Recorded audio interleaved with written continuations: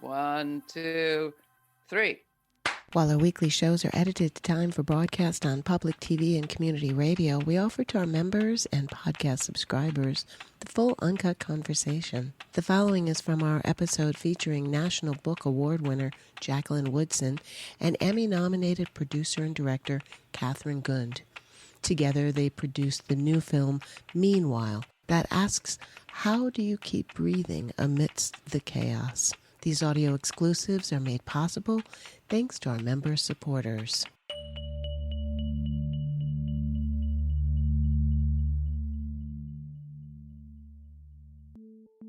How to Keep Breathing When Life Feels Chaotic, an hypnotic new film tackles this very question. Meanwhile, from Aubin Pictures, was inspired, they say, by the disorientation of the pandemic and the uprising in response to the suffocation of George Floyd.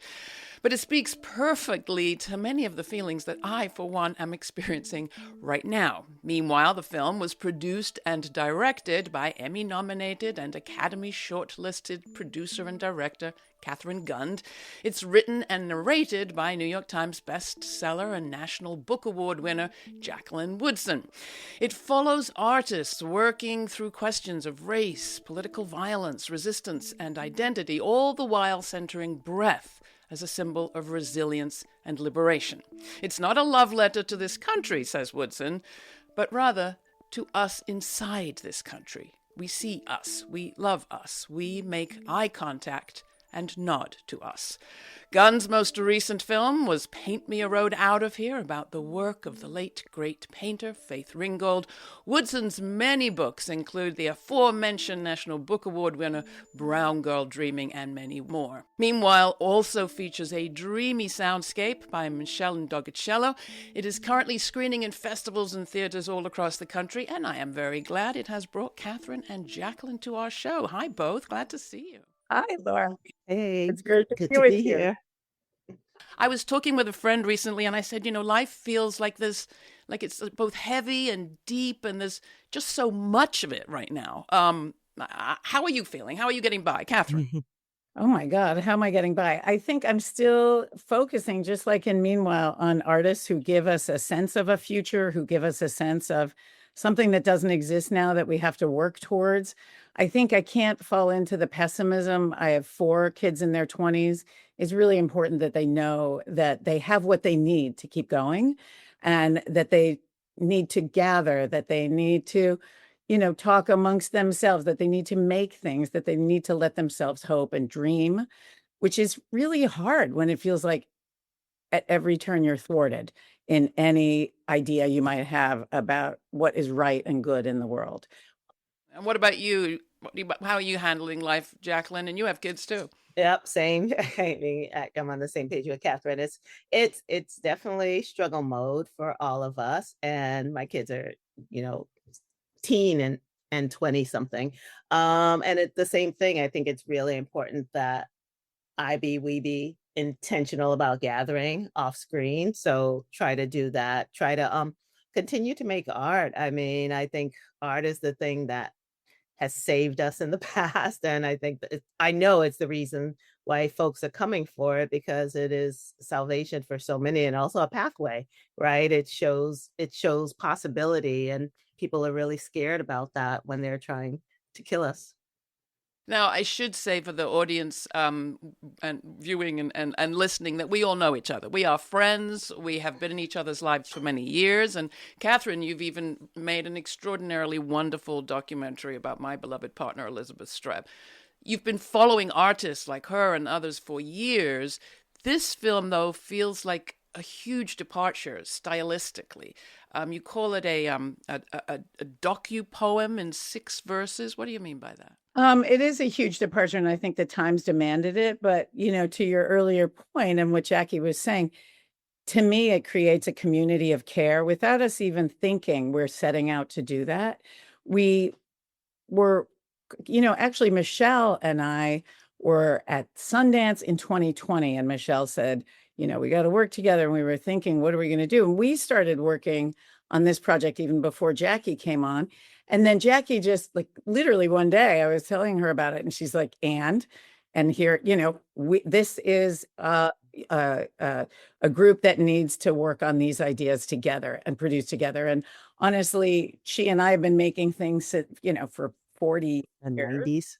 And it's often had that feeling of like, Jackie would say to me, just make collages and I'll put words on it and we can publish it. And I was like, what should the collages be about? And she'd say, it doesn't matter because I'll do it. And the amazing work that she's done recently with Ming Lee and her photographs and being able to create these poems that give a dimension that just stretch the meaning and the feel and the physicality of being in front of those photographs is remarkable. And, I would never pass up a chance to spend any time with Jackie or to make with her. And I think also, people would have asked me, how did you choose the art? Like, did you choose the artist? Are there any artists who said no? And I thought, that's totally not how we went around it. And the artist, when you say, oh, Elizabeth or any artists, even Chavella was someone I had met and made an interview with and spent time with. And so it's always the people who are our community. And that's who came together during COVID. This is the people that I was spending time with that I looked to. They're almost all of them people that I was in relationship with even before that. But it goes to the point of what we're telling our kids and ourselves right now, which is we've got to be in person. Like, I'm glad we have the media. I'm glad we can Zoom talk to you. I'm glad there's ways to reach people and communicate outside of in-person connection. But there is nothing these days like getting together. And that's what happens in the film. It's just continuous conversation. And that's how we made it. Jackie would write some words. I'd shoot some things. I'd send her things. Meshell would watch some stuff and send sounds. And it just, it's like everything's in process. I think acknowledging the present in a more iterative emergent strategy approach is really what's needed right now, because we are on our back feet and we don't know what's coming, but we know we can get through. Well, that takes us to that word meanwhile that I want to pick up on when we come back. But really, this is a piece of art that people need to see. They need to come together and see. We can't show it all right here, but we will show a trailer. Here, check out the trailer. This is Meanwhile, just out from Aubin Pictures. When you know somebody's race, what do you know? Virtually nothing. Who gets to be American? What counts as American? And country that is sort of slipping and burning and volatile. I'm not sure I want to be integrated into a burning house. Even in the fire, we can't extricate ourselves. We're all connected in the meanwhile. I wasn't given the language to understand the society that I'm living in. The angel food cake was the white cake, and the devil food cake was the chocolate cake. This is when I knew something was wrong. This is not a love letter to this country, but to us inside this country. We see us. We love us. We make eye contact and nod to us. We keep loving this country, and this country does not love us back. Just try not to panic. Breathe through the panic. Hit him again and again and again. I don't believe in white people. I don't believe in black people either, for that matter. We belong together because they are the we of me. Freedom to me is not having to worry. That's me. What's free to me? Yeah. No fear. I mean, really, no fear. And that's something else. I can see both of us. Really? Yes. I do not know if you've done what I did in order to see what you see.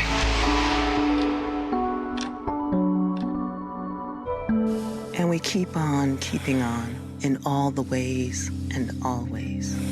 In the meanwhile. That was a trailer from the film we're talking about, Meanwhile, and you can kind of see why it's hard to describe. Jacqueline, coming to you, at the very beginning, there's this wonderful screen of the definition of the word meanwhile, which was just perfect to me. Do you remember what it was, or do you want to talk about the choice of that word, what it means to you? The choice, of course, of putting that word on the screen was Catherine's.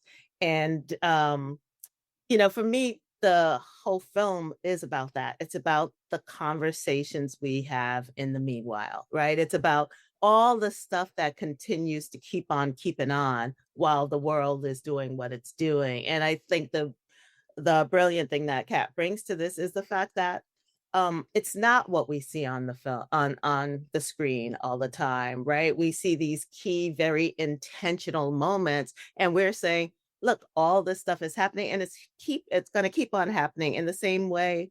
When our kids are afraid of the world ending, we talk about, yeah, with every ending comes a beginning, right? That all of this is part of a continuum. And so that meanwhile speaks to that. That's right, Kat, right? So it was like meanwhile is both finite and infinite. Do I have that right? Mm-hmm. I think that's right. I mean, the double meaning meant a lot to us, that it's synchronous time, but it's also sequential time.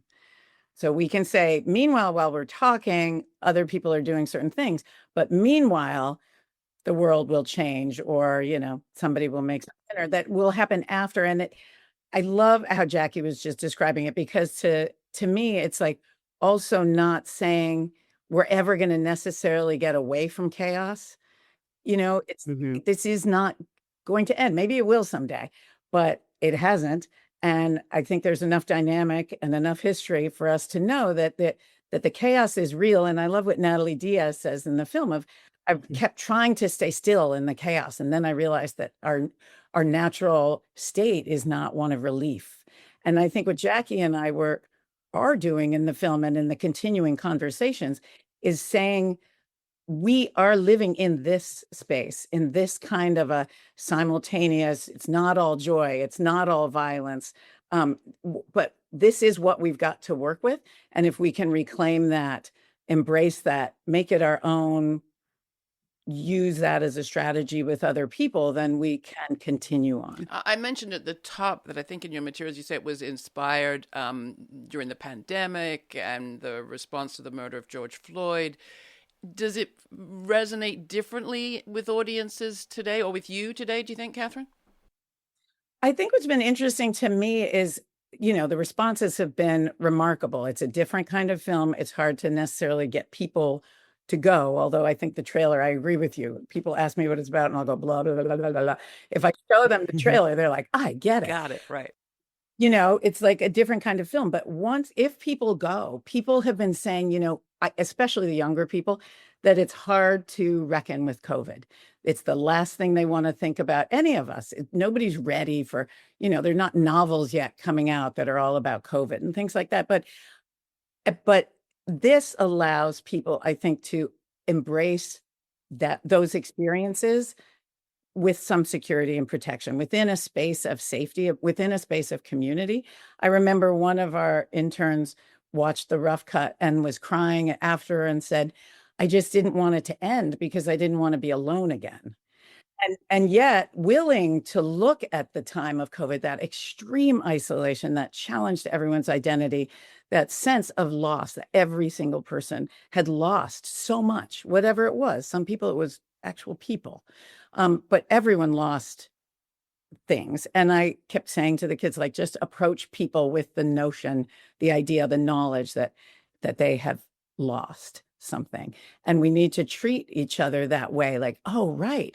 We really do need to just ask people questions, which we try to do in the film. Just be with people, which was also our idea about the film is, we don't tell anybody what to think ever. There's no answers in the movie. The idea is sort of just be in conversation with people, be in relationship. Pacing is just gorgeous. It lets you just be for long periods in your own thinking and feeling. But as you say, kind of in accompaniment with others. Is there anything you'd add to that sort of meditation on this moment versus that one, Jacqueline? I think that it's really important to be inside that stillness. That is, meanwhile, and it's so funny because when Kat and I were working on it, I kept wanting it to be shorter. I'm like, we don't need that. We don't need that. And Kat will push back on some parts she'd change. But what I found myself doing is writing toward the length, right? Because once you start watching it, it's hard not to be in the rhythm of the visual storytelling. And with the visual storytelling comes my poem, right? It's this way of like, well, this is still going on. And I think there were points where before the poetry and the music came together with the visuals, I was bored. And it was because, and I know it was because it wasn't complete yet, right? It needs the poem, it needs the music, it needs the visuals in the same way that our daily existence needs all of these different forms of art to feel complete. So, I mean, who doesn't listen to some kind of music every day? Who is not speaking every day? Who's not looking at visual images every day and making narratives in their mind? And it's so funny because, Kat, when you talk about people asking you what it's about, whenever that happens with me in books, I never know, right? But I do know what it's trying to say, right? And I think in the case of Meanwhile, here is a film that's trying to say it's okay to be still and engage in this and have your feelings inside of this. I remember writing a poem decades ago about, in this world, in this age, maybe you will have an hour to grieve. And this idea that in our country, it's like, okay, you've gotten through it, it's over, move on. And it's like, no, let's sit in this and let's have the catharsis that comes with, going through the wall as opposed to like stopping at the wall or trying to climb over it. Like, let's be in the moments that make us feel and let that be the journey and the catharsis. You got me thinking about grief, and then as I was thinking about grief, I thought about the wonderful friend, poet Ivy Young, who we lost recently and who you feature in the film. And I wonder which of you would love to introduce Ivy to this audience. I'm working actually on a short piece about her now that comes out of some of what happens in Meanwhile. But, for Jackie and I and everyone in the film, we've always been talking about all of these issues. So it wasn't COVID happened and then we thought, oh my God, white supremacy, resistance, art. It was always a part of it. And COVID drove it home because in the murder of George Floyd, he was asphyxiated. His breath was taken. COVID was, as Jackie talks about in the poem so beautifully, was this shared air. And then there was my dear friend of 50 years who was dying, honestly, of lung cancer and couldn't breathe, had to have the oxygen all the time. But, said, I can't write, I can't do anything because all I can do all day is focus on being able to breathe. And that's what kind of gave us the structure of the breath. And so in essence, for me, I feel like, the film isn't about a single person. It doesn't have a narrative. But to me, the film is really about Ivy. And one thing I would say about Ivy, too, and this clip that you're going to show, is that people talk about the artists and the other people in the film. And we think of them all as artists because everybody has an imagination. That's what artistry, organizing, envisioning is about. Something you don't see, something that doesn't exist. And we all do that. So Ivy's maybe unpublished, but she was a poet. She was a photographer. She kept a journal. She, was a producer. Musicologist. Honey and the Rock. I remember her as a journalist. We knew each other on radio. She was a journalist, was sort of her main identity if you had asked her. And I think the baker is an artist. The gardener is an artist. The one painting the fingernails is an artist. So to us, everyone's an artist. And this was a moment to share a poem that I think is extraordinary. And the last couple of lines to us resonate with the meaning of Meanwhile and the meaning of the film, if you listen closely to the last couple lines. Here's Ivy Young.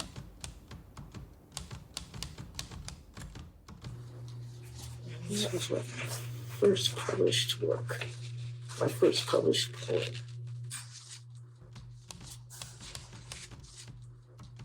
Some things do not lend themselves to poetry.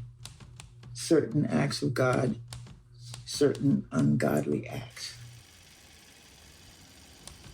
If I write no poem about the Klan, it is because ignorance does not lend itself to rhyme, meter, alliteration. White cloth hiding white face is putrefied, petrifying fear, and not poetic at all. Can I write a poem about Atlanta? Greensboro buries literary device. Buffalo refuses to be sonetized.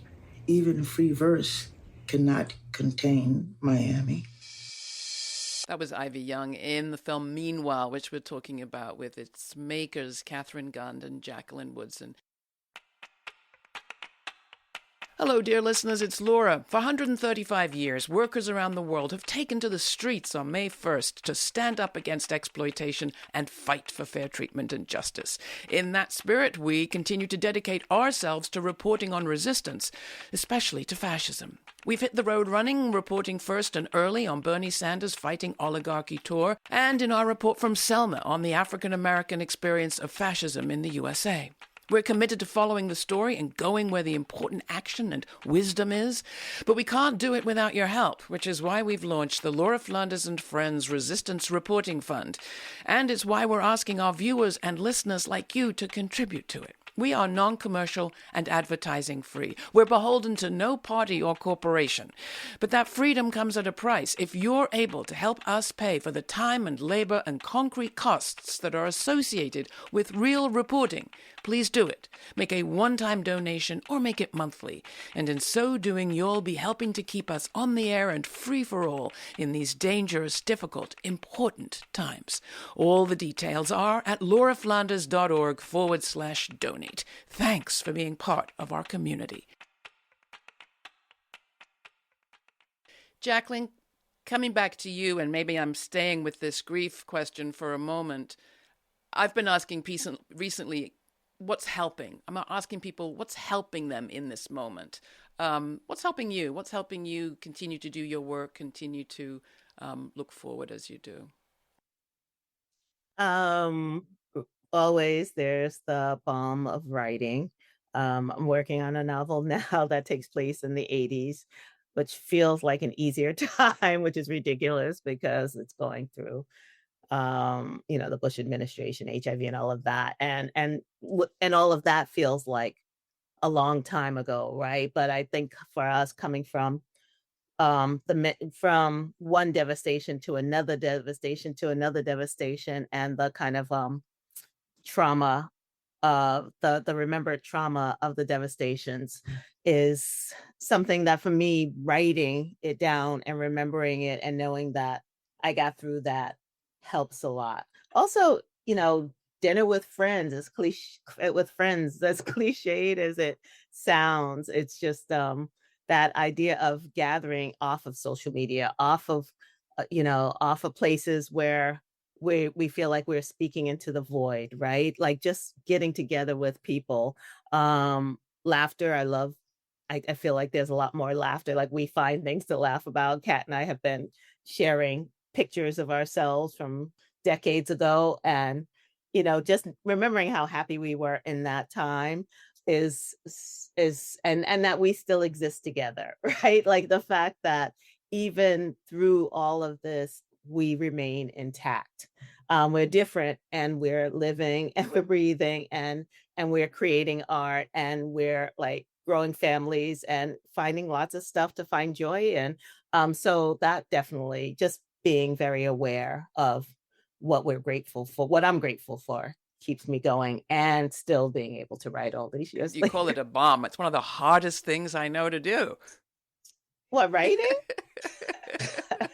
It's true. I always say I don't like writing, I like having written. There you go. There's the difference. Catherine, to you, I have to say we're neighbors, kind of. We bump into each other in the street. And I remember saying to you once, don't ever move and don't ever die. And I still mean it because it means so much to me to be in this contact over time, as Jacqueline said. What else is helping you right now? I think it's interesting that the three of us do share this time of the 80s. All of us do. And obviously on after that, the 90s and everything else. But I think, having lost people so early and in such quick succession and under such an awful, oppressive situation, societal neglect and humiliation and lack of attention. To the AIDS crisis, we lost Vito Russo, we lost Ray Navarro, we lost Donald Woods, we lost Robert Garcia, my roommate. We there were all and all artists also. But I think each one of those hit so hard, and I, we wrote and we made movies and we had these elaborate memorials and we did things to process that and to grieve. And I feel like I am really holding on to that approach to death and dying as we get older, because I don't want to ever not care. I never want somebody to die and me to be like, oh yeah, that's sad. Someone who I love. And I've had 3 people die in the last 6 weeks. Gay Garardi, who I was talking about today, and then other, friends from other parts of my life. And it's really hard to let myself have the sadness and the grief. But if I do, I'm always reminded that it's a gift to have that, because if I have that, it means I loved and was loved by. Well, I can't let you mention Gay Garardi of LA Works without mentioning that I wear her art on my face every day on this show, and thank her and everyone at LA Works for all the creativity they bring into so many of our lives on our faces. So yeah, lift it up to Gay Garardi. And then coming back to you, Jacqueline, you've created something gorgeous upstate, a place where people can gather and do everything that you just mentioned. So talk a little bit about the Baldwin Center for the Arts. So Baldwin for the Arts was created in 2018. This year is our 5th year. We're celebrating our 100th fellow. We also, and it's a space for artists of the global majority, including composers, writers, visual artists, interdisciplinary artists. And in that 5 years, we also created the Elders Project, which was a project in which we brought together 10 writers from all over the country, including Natalie Diaz and Jenna Wortham and Jay Wortham and so Denise Froman and so many people to go out into the country and gather histories of people who might otherwise be forgotten, including queer people, people who survived, people who are the descendants of the survivors of the Tulsa Race Massacre, people from the Black towns in New Mexico. Those towns are no longer in existence because of white supremacy and genocide. So all of these ways in which I wanted to bring together a way to remember folks, and also a way to continue to create art. So Baldwin for the Arts is the part that is nurturing the creators and giving them a place to make art. And then the Elders Project is also remembering the people who came before us and what they did so that we could be here making art. Catherine, I know that you're still out there promoting Paint Me a Road Out of Here, extraordinary documentary about freeing a painting from incarceration. Do you want to describe that a little bit for our audience and maybe tell them where they can find it? Yeah, Paint Me a Road Out of Here is about Faith Ringgold's painting she made for the women's jail at Rikers Island in 1970, and it becomes a parable about the painting's 50-year journey where it gets whitewashed, it gets recidivized, it gets treated like the women who are and gender expansive people who are incarcerated, and now it's hanging in the Brooklyn Museum. And it becomes this lesson that I think is applicable not just for abolition and for decarceration, but the lessons about having a plan. You can't just shut a jail. They're never going to do that. We have to have a plan for how the community can embrace and take over the services and the support network to bolster and scaffold people as they try to survive in this country. We have to, there's got to be a sense of urgency, a sense of value. You have to value. If people valued people, they wouldn't be able to take their children at the border. They wouldn't be able to throw them in cages. They wouldn't be able to do all these things. We need accountability. Someone has to say, it's my responsibility. This isn't happening on my watch.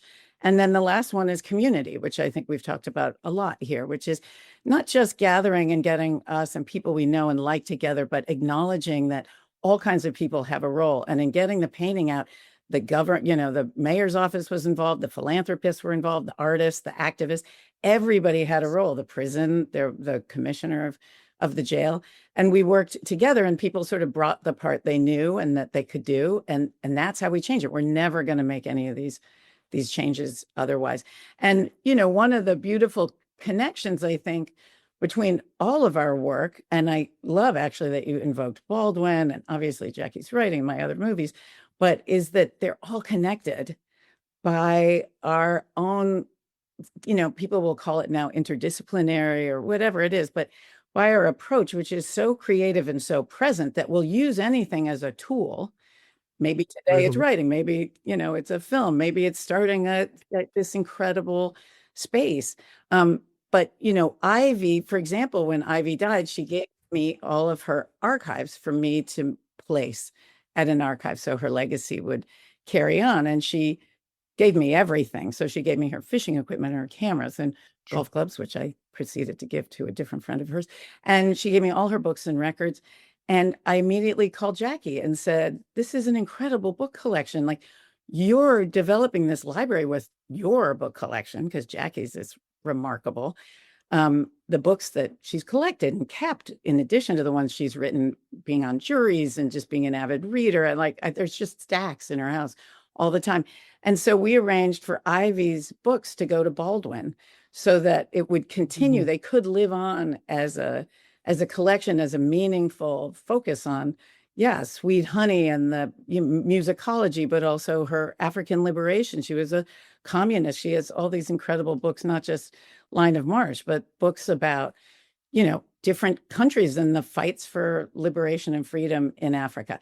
And we made a stamp so that, and I need to make yours, Jackie, or maybe we talked about, you have one, but we made a stamp that said, this is from the library of Ivy Young, so that without making the library be called someone's name, you open a book and it'll say, this is from the library of Jacqueline Woodson, or this is from the library of Jay Wortham, who is also putting books there, or this is from the library of Ivy Young. And it just keeps everything going. And so I like all those connections. And you could even talk about the sound room, Jack, with the music, because I think that's you've got all these artists, although you need to start including filmmakers when you list them. I guess I do. But we have to figure out the space for filmmakers. But it is, but filmmakers are always welcome at Baldwin for the Arts. But it is such a great point. I always think about how people's names get forgotten, especially women of color. Some people will say, oh, someone once said, and the whole movement to cite Black women, right, is so important because our names, it's very easy for too many people to forget our names. So having people, the first thing they see when they open up a book or when they look at a record album are, Kat also donated her typewriters to us, which are these typewriters through the generations from, the Ivy Young collection.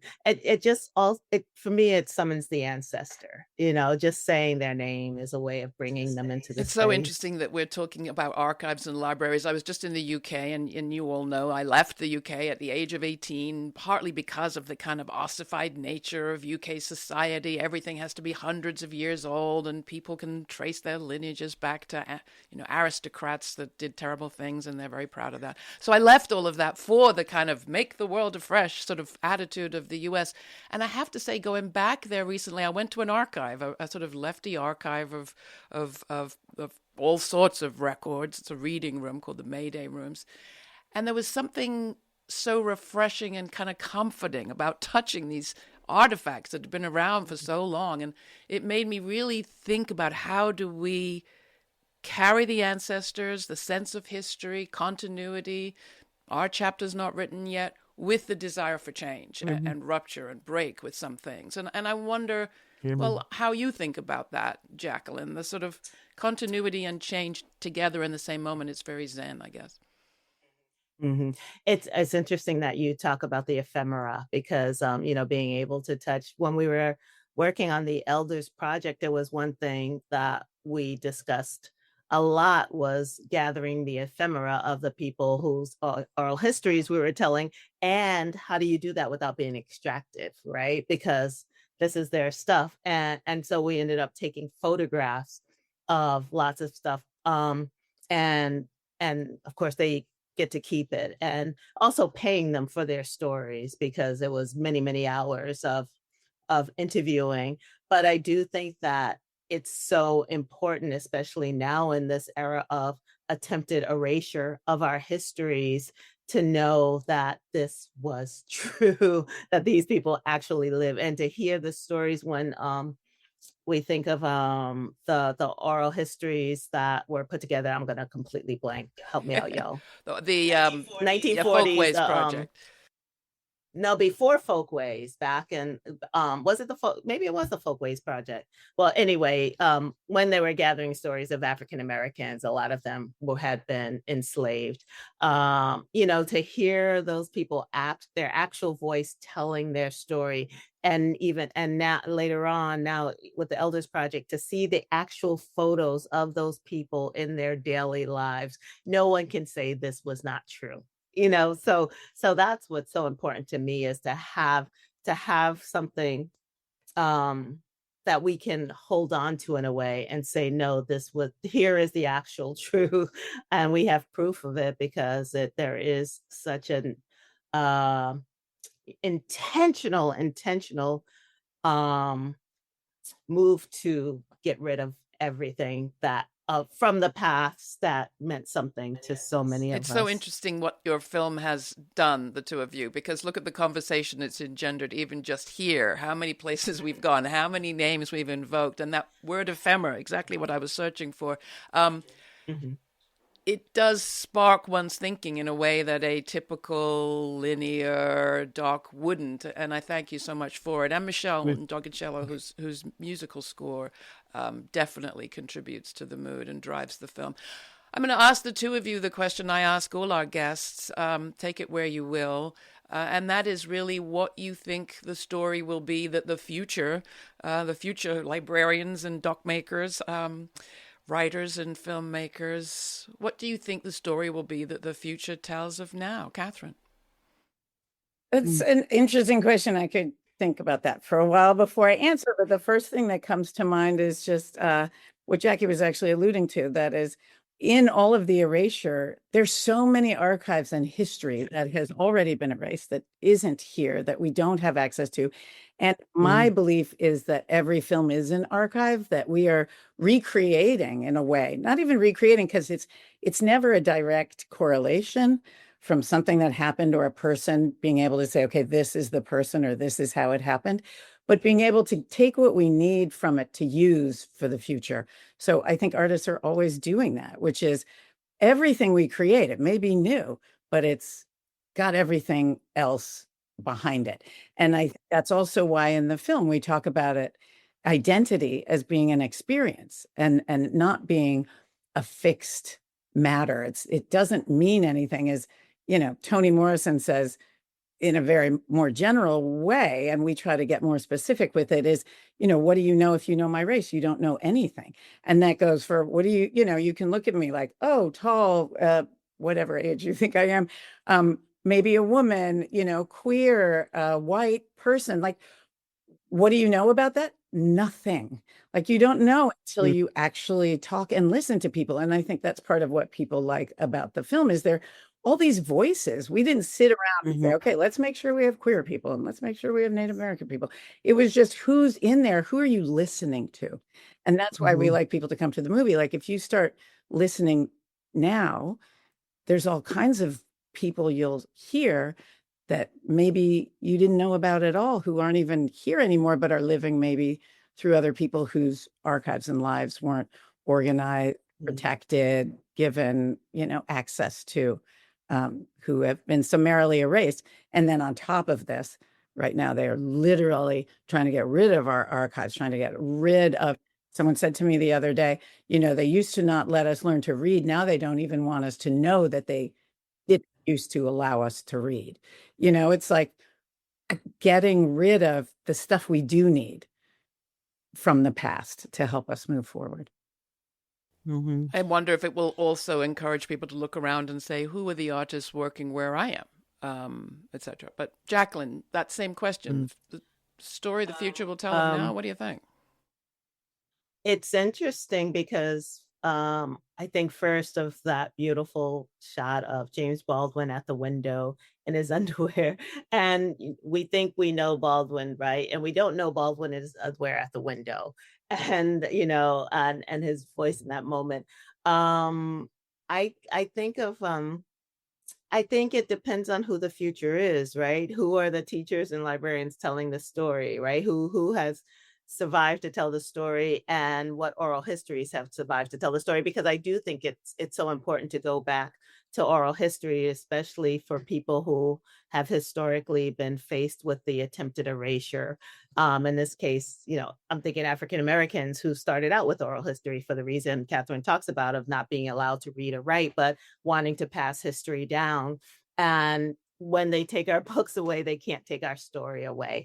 And so it's going to be interesting to see who gets the story, who lives to tell the story. I don't have a fear that our stories will disappear, because I think they're part of the DNA of our people. But if one side wins and gets to tell the story, it's going to be a different story than the other side will tell. And the hope is that, as has always been the case, some of us will remain to tell some other stories. But I don't know if that makes any sense, but I do. It's my dream to be able to know that oral history is like energy. It can't be destroyed. I like to think of us as kind of leaving breadcrumbs, but maybe whole loaves of bread. Who knows? Thank you so much, Jacqueline Woodson, Catherine Gunn. The film, Meanwhile, is available from Aubin Pictures. It's in screenings and festivals right now. Thanks, Laura. So nice talking Sue, to you. you too. Gosh, we went off into so many fun places. What a pleasure. That was so good. Thanks for taking the time to listen to the full conversation featuring National Book Award winner Jacqueline Woodson and Emmy-nominated producer and director Catherine Gund. Together they produced the new film, Meanwhile, that asks, how do you keep breathing amidst the chaos? These audio exclusives are made possible thanks to our member supporters. Please join our members now by making a one-time donation or by making it monthly. Go to patreon.com/Laura Flanders and Friends. That's also where you'll find more information on this conversation, including a link to our YouTube channel to watch this episode.